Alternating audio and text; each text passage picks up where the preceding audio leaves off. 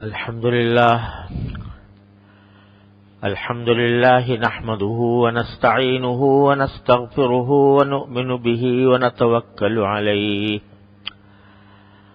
ونعوذ بالله من شرور أنفسنا ومن سيئات أعمالنا من يهده الله فلا مضل له ومن يضلله فلا هادي له وأشهد أن لا إله إلا الله وحده لا شريك له وأشهد أن سيدنا ومولانا محمدا عبده ورسوله صلى الله تعالى عليه وعلى آله وأصحابه وبارك وسلم تسليما كثيرا. أما بعد فأعوذ بالله من الشيطان الرجيم. بسم الله الرحمن الرحيم. لقد كان لكم في رسول الله أسوة حسنة لمن كان يرجو الله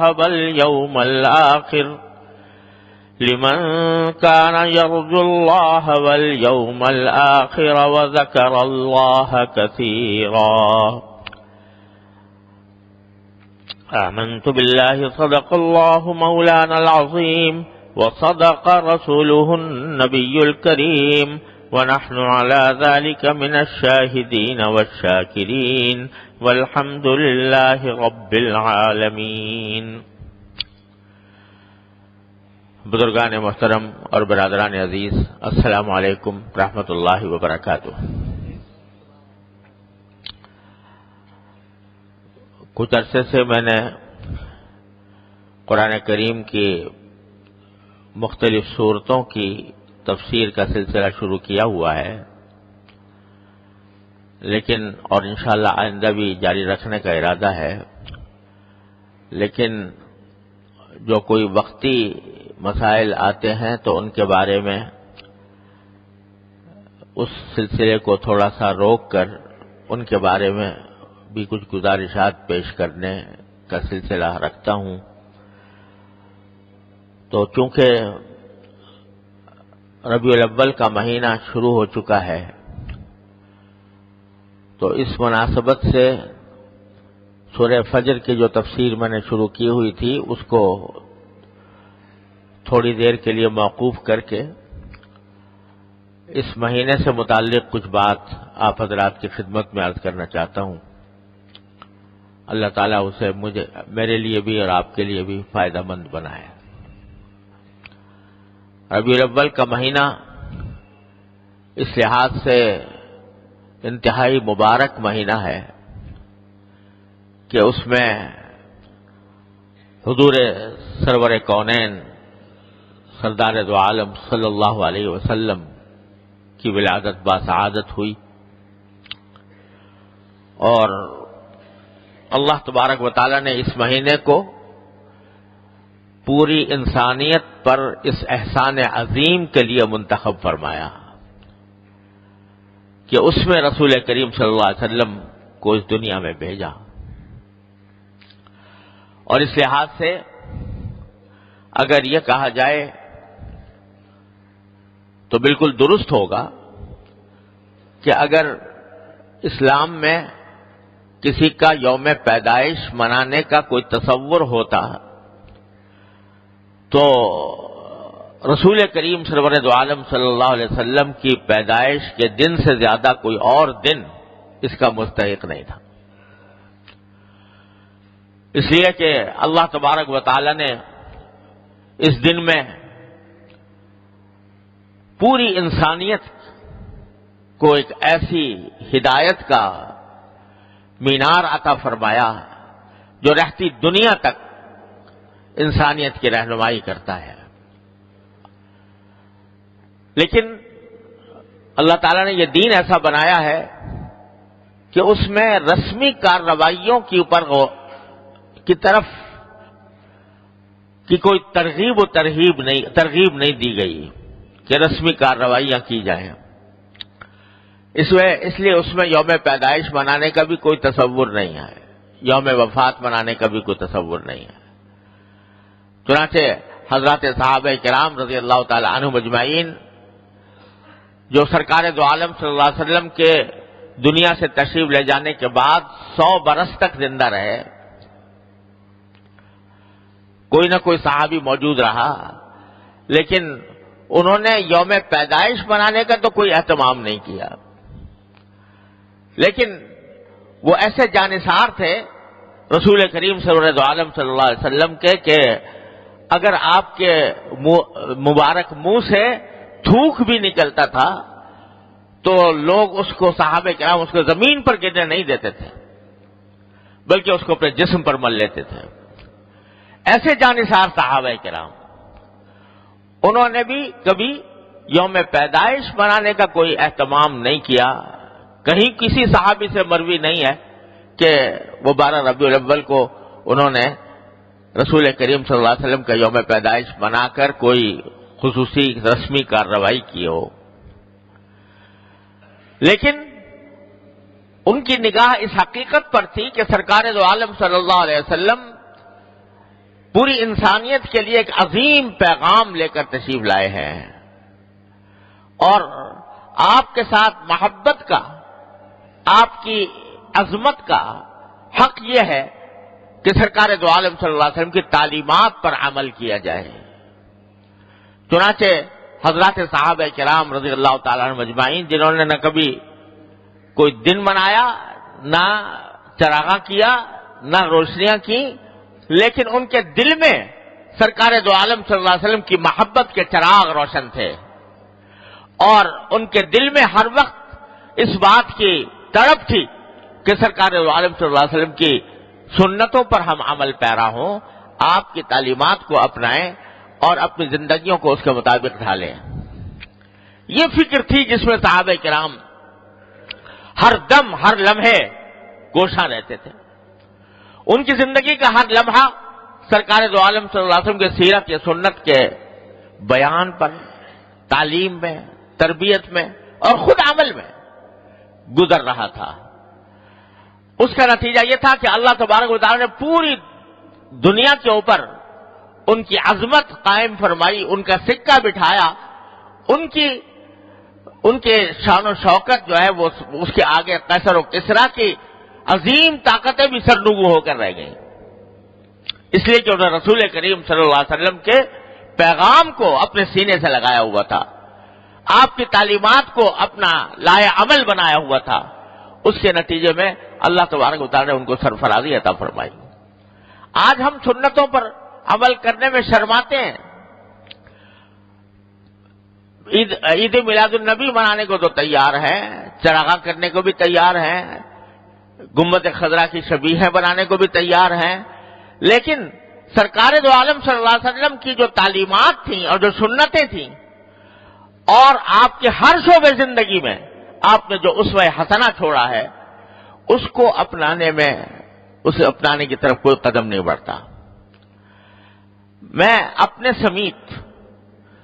یہ سوال کرتا ہوں سب سے کہ ہمیں یہ بات سوچنی چاہیے کہ ربیع الاول کے مہینے میں ہم سرکار عالم صلی اللہ علیہ وسلم کے ذکر مبارک کی محفلیں بھی منعقد کرتے ہیں، اور سیرت النبی کے جلسے بھی ہوتے ہیں، کانفرنسیں بھی ہوتی ہیں، لیکن یہ سوال ہم میں سے ہر شخص کو اپنے گریبان میں منہ ڈال کر اپنے آپ سے کرنا چاہیے کہ کسی ایک محفل جو سیرت النبی کے سلسلے میں منعقد ہوئی ہو، کسی ایک محفل میں کیا اس محفل میں شرکت کے بعد ہم کسی ایسی سنت پر عمل کرتے ہیں کہ جس پر پہلے عمل نہیں کرتے تھے؟ کیا ہماری زندگی کے طرز عمل میں کوئی تبدیلی پیدا ہوتی ہے؟ کیا ہم جن غلطیوں کے پہلے مرتکب تھے، ربیع الاول کا مہینہ آنے کے بعد سرکار دو عالم صلی اللہ علیہ وسلم کی سیرت و سنت سننے کے بعد ان غلطیوں کو ہم میں سے کتنی غلطیاں ہم نے چھوڑی، کتنے گناہ ہم نے چھوڑے، اور کتنے فرائض اور کتنے واجبات اور کتنی سنتیں جو جن سے ہم محروم ہیں ان سنتوں میں سے کتنی سنتوں کو اختیار کیا؟ اگر یہ سوال ہم اپنے آپ سے کریں اور اپنے گریبان میں منہ ڈال کر دیکھیں تو غالب گمان یہ ہے کہ اس کا جواب کوئی حوصلہ افزا نہیں ملے گا۔ زندگی کا پہیا جس ڈھب پر پہلے گھوم رہا تھا اب بھی گھوم رہا ہے، جس طرح پہلے جن برائیوں میں مبتلا تھے اب بھی مبتلا ہے، رشوت کھا رہے تھے اب بھی کھا رہے ہیں، اور لوگوں کے حقوق برباد کر رہے تھے اب بھی کر رہے ہیں، اور نمازیں باجماعت ادا کرنے کا اہتمام پہلے نہیں تھا اب بھی نہیں ہے۔ سرکار دو عالم صلی اللہ علیہ وسلم کی جو سنتیں تھیں، عبادات سے متعلق، معاملات سے متعلق، معاشرت سے متعلق، اخلاق سے متعلق، وہ جس طرح ان سے پہلے ہم محروم تھے اس کے بعد بھی محروم ہیں۔ یہ طرز عمل جو ہے اس کا نتیجہ یہ ہے کہ بظاہر تو بڑے شاندار کانفرنسیں بھی ہو رہی ہیں اور چراغاں بھی ہو رہے ہیں، لیکن اس کا نتیجہ یہ ہے کہ ہم عالم پوری دنیا میں خوار ہو کر رہ گئے۔ حضرات صحابہ کرام کا معمول یہ تھا کہ سرکار دو عالم صلی اللہ علیہ وسلم کی کوئی چھوٹی سے چھوٹی سنت بھی وہ محض وہ اس کو اختیار کرنے کی طرف لپکتے تھے، اور اگر ذرا بھی کہیں کوئی اس میں فرق آتا تو بڑے سے بڑے جہانداروں کی کو خاطر میں نہیں لاتے تھے۔ مجھے یاد آیا کہ حضرت عثمان رضی اللہ تعالی عنہ، عثمان ابن عفان ذو النورین رضی اللہ تعالی عنہ، جن کو رسول کریم صلی اللہ علیہ وسلم کامل الحیاء والایمان فرمایا، ان کا واقعہ ہے کہ غزوہ حدیبیہ کے موقع پر، صلح حدیبیہ کے موقع پر حضور اقدس صلی اللہ علیہ وسلم نے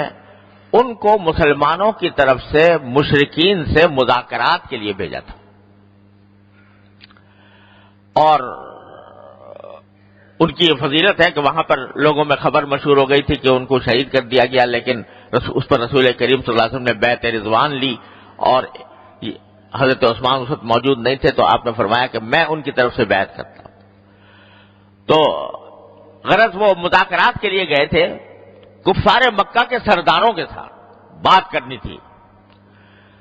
تو اپنے ایک چچا کے بیٹے کے گھر میں ٹھہرے تھے، اور جب مذاکرات کے لیے جانے لگے تو چچا کے بیٹے نے یہ دیکھا کہ ان کا جو ازار تھا یعنی تہبند وہ ٹخنوں سے بہت اونچے آدھی پنڈلی تک تھا، اور اہل عرب میں یہ بات بہت حقارت کی سمجھی جاتی تھی کہ کوئی آدمی اپنا ازار یعنی اپنا نیچے کا زیر جامہ وہ ٹخنوں سے اونچا رکھے، بلکہ وہ لوگ فخر کیا کرتے تھے اس بات کے اوپر کہ ہماری جو زیر جامے ہیں وہ زمین پر گھسٹتے ہوئے چلتے ہیں۔ ایک عربی کے شاعر اپنے فخر بیان کرتے ہوئے کہتا ہے کہ اذا مصطبحت اربعا خط میزری، صبح کو جب میں شراب کے 4 جام چڑھا کر نکلتا ہوں تو میرا جو زیر جامہ ہے وہ زمین پر لکیریں بناتا ہوا جاتا ہے۔ یہ ان کے نزدیک فخر کی بات تھی، اور جس کے ازار ٹخنوں سے اونچا ہو تو اس کو وہ خاطر میں نہیں لاتے تھے، حقیر سمجھتے تھے۔ تو جب حضرت عثمان کے چچازاد بھائی نے دیکھا کہ حضرت عثمان نے ازار ایسی پہنی ہوئی ہے تو کہا کہ آج آپ اس کو تھوڑا نیچا کر لیں، کیونکہ یہ لوگ جو ہیں ایسے لوگوں کو حقیر جانتے ہیں، اس واسطے آپ ان سے مذاکرات کرنے جا رہے ہیں تو ذرا تھوڑا سا وقار ان کے حساب سے وقار پیدا کر لیں اپنا لباس کے اندر، اس کو نیچا کر لیں۔ حضرت عثمان رضی اللہ تعالیٰ نے یہ بات سنی تو ایک ہی جملہ فرمایا کہ لا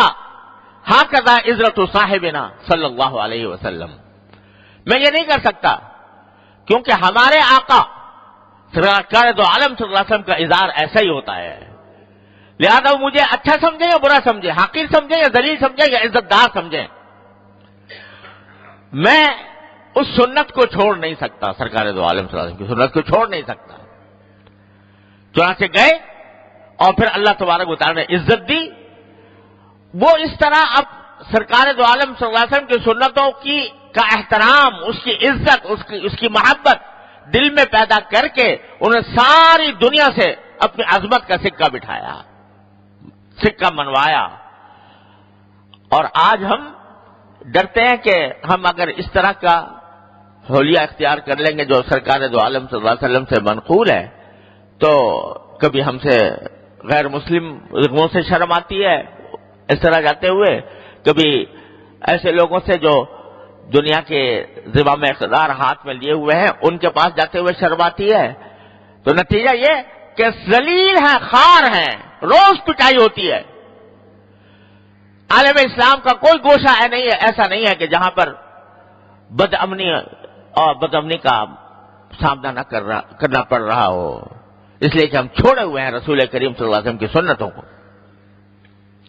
کسی شاعر نے کہا تھا کہ ہنسے جانے سے جب تک تم ڈرو گے زمانہ تم پہ ہنستا ہی رہے گا۔ جب تک تمہارے دل میں یہ خوف موجود ہے کہ اگر میں نے سرکار دو عالم صلی اللہ علیہ وسلم کی سنت پر عمل کر لیا تو لوگ میرا مذاق اڑائیں گے، تو اس وقت تو تمہارا مذاق بنایا جاتا رہے گا ساری زندگی۔ لیکن سرکار دو عالم صلی اللہ علیہ وسلم کی سنتوں کی عظمت دل میں پیدا کر کے، اس کا احترام دل میں پیدا کر کے، اس کی محبت دل میں پیدا کر کے اگر اپنے طرز عمل میں اس کو اپناؤ گے، بلا سے لوگ جو ہیں وہ ہنسا کریں تو ہنسا کریں۔ ایک وقت آئے گا جب یہ ہنسنے والوں پر وہ ہنسیں گے جن کا مذاق اڑایا جاتا تھا۔ قرآن کریم فرماتا ہے، سورہ تطفیف کے اندر فرماتا ہے، فَالْيَوْمَ الَّذِينَ آمَنُوا مِنَ الْكُفَّارِ يَضْحَكُونَ عَلَى الْأَرَائِكِ يَنظُرُونَ۔ آج کا دن وہ ہے کہ آج جو ایمان والے ہیں وہ کافروں پر ہنسیں گے کہ اور یہ دیکھ رہے ہوں گے کہ هَلْ ثُوِبَ الْكُفَّارُ مَا كَانُوا يَفْعَلُونَ۔ تو لوگوں کے ہنسنے اور نہ ہنسنے سے تمہارے اوپر کیا فرق پڑتا ہے؟ اگر تمہارے دل میں واقعتاً حضور سرور دو عالم صلی اللہ علیہ وسلم کی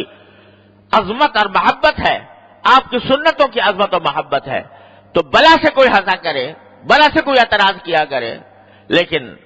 میں اس سنت کو چھوڑنے والا نہیں ہوں۔ یہ جس دن ہم نے اپنے اندر یہ جذبہ پیدا کر لیا، انشاءاللہ پوری دنیا سے عزت کروائیں گے۔ تو میرے بھائیوں، عرض یہ کرنا تھا کہ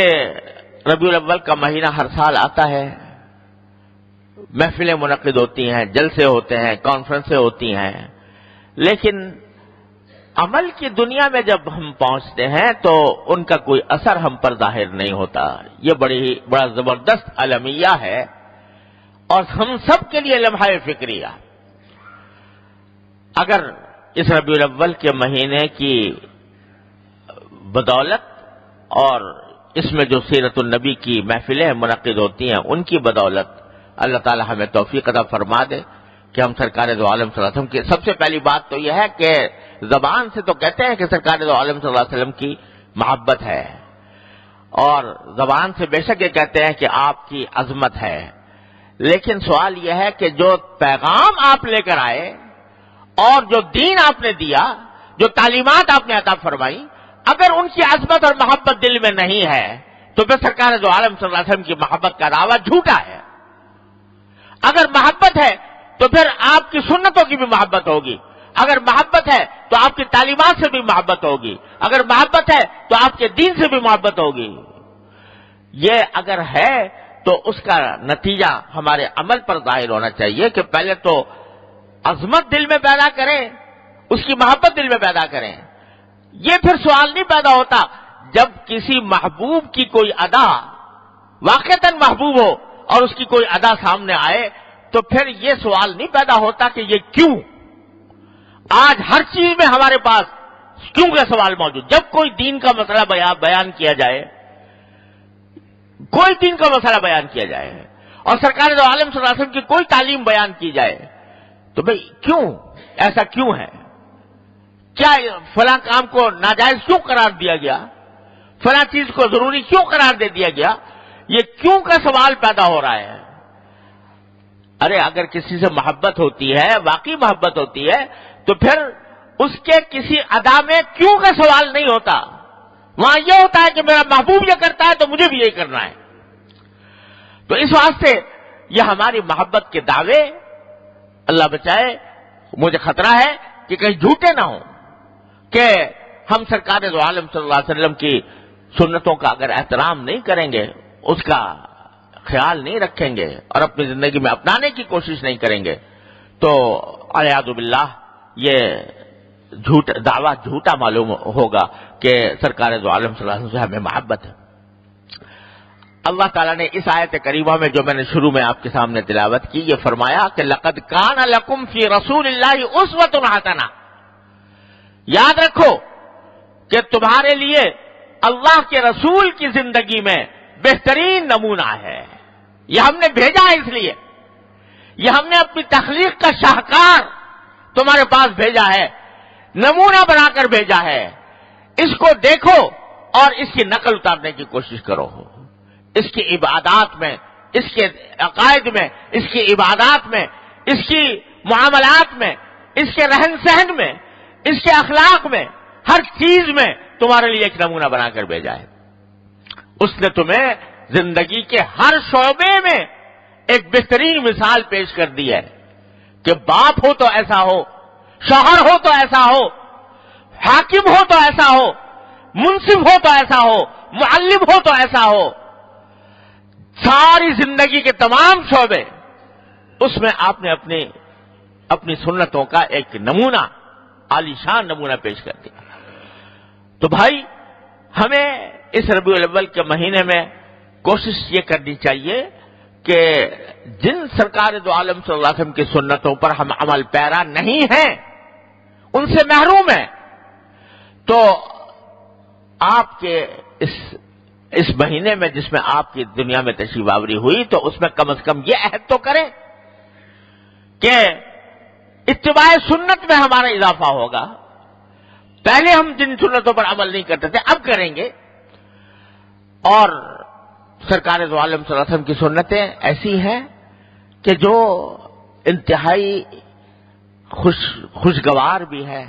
انسان کی دنیاوی زندگی بھی ان سے خوشگوار بنتی ہے، آخرت بھی ان سے خوشگوار ہوتی ہے۔ اس واسطے کوئی مشکل کام نہیں ہے آپ کی سنتوں پر عمل کرنا۔ بعض سنتیں ایسی ہیں کہ محض بے دھیانی کی وجہ سے ہم ان سے محروم ہیں، بالکل آسان، جس میں نہ کوئی وقت لگے، نہ کوئی پیسہ خرچ ہو، نہ کوئی محنت خرچ ہو۔ مسجد میں داخل ہوتے ہوئے اگر آپ نے دایاں پاؤں پہلے داخل کیا، اتباع سنت میں ایک سنت ادا ہو گئی۔ اگر بے دھیانی سے، بے توجہی سے داخل ہو گئے تو اس سنت سے محروم رہے۔ باہر نکلتے ہوئے بایاں پاؤں نکالیں اور اللہم انی اسألک من فضلک کہہ دیں، کیا تکلیف ہے اس میں، کیا پریشانی ہے؟ لیکن دھیان نہ ہونے کی وجہ سے ہم اس سے محروم رہتے ہیں۔ کھانا دائیں ہاتھ سے کھائیں، بسم اللہ پڑھ کر کھائیں، الحمدللہ آخر میں کہیں، کیا مشکل ہے ان سنتوں میں؟ لیکن بے دھیانی کی وجہ سے ان سے محروم رہ جاتے ہیں۔ اسی طرح سرکار دو عالم صلی اللہ علیہ وسلم کی سنت ہے کہ جب کسی سے ملیں تو خندہ پیشانی سے ملیں، یہ سنت ہے رسول کریم صلی اللہ علیہ وسلم کی۔ اس نیت سے کرو کہ ہم رسول کریم صلی اللہ علیہ وسلم کی ایک سنت پر عمل کر رہے ہیں، تو پہلے تو ان سنتوں کو جاننا چاہیے اور پھر اس پر عمل کی کوشش کرنی چاہیے۔ میرے شیخ حضرت ڈاکٹر عبدالحی صاحب عارفی قدس اللہ تعالیٰ سرہ کی ایک کتاب ہے اسوہ رسول اکرم صلی اللہ علیہ وسلم، اس میں انہوں نے صبح سے لے کر شام تک کی زندگی اور زندگی کے مختلف شعبوں میں سرکار دو عالم صلی اللہ علیہ وسلم کی جو سنت تھی ان کو جمع کر دیا ہے۔ باپ ہے بیٹے سے کیسا معاملہ کرے، بیٹا ہے باپ سے کیسے معاملہ کرے، شوہر بیوی سے کیسے کرے، بیوی شوہر سے کیسے کرے، تجارت کیسے کرے، زراعت کیسے کرے، ہر چیز میں سرکار دو عالم صلی اللہ علیہ وسلم نے ہدایتیں عطا فرمائی ہیں، وہ جمع کر دی ہیں۔ چھوٹی سی، زیادہ کئی جلدوں میں نہیں ہے، ایک ہی جلد میں ہے، چند سو صفحے ہیں۔ اس کو اگر ہم اپنے سامنے رکھ لیں، روزانہ تھوڑا مطالعہ کریں، سرکار دو عالم صلی اللہ علیہ وسلم کی سنتوں اور تعلیمات کا علم حاصل ہو، اور پھر ایک ایک کر کے سب کو اپنی زندگی میں اختیار کرنے کی کوشش کریں، تو پھر یہ ربیع الاول کا مہینہ بہت مبارک ہے، بہت نافع اور نتیجہ خیز ہے۔ لیکن اگر یہ ہم کچھ نہ کر سکے اور چراغاں کر کے رہ گئے، جلوس نکال کے رہ گئے، جلسے کر کے رہ گئے، تو یہ سرکار دو عالم صلی اللہ علیہ وسلم کے ساتھ یہ اس سے بڑی ناانصافی کوئی اور نہیں ہو سکتی۔ اللہ تبارک و تعالیٰ اپنے فضل و کرم سے، اپنی رحمت سے ہم سب کو اتباع سنت کی مکمل توفیق عطا فرمائے، اور اللہ تبارک و تعالیٰ ان کے نور سے ہماری زندگیوں کو منور فرمائے۔ وآخر دعوانا الحمدللہ رب العالمین۔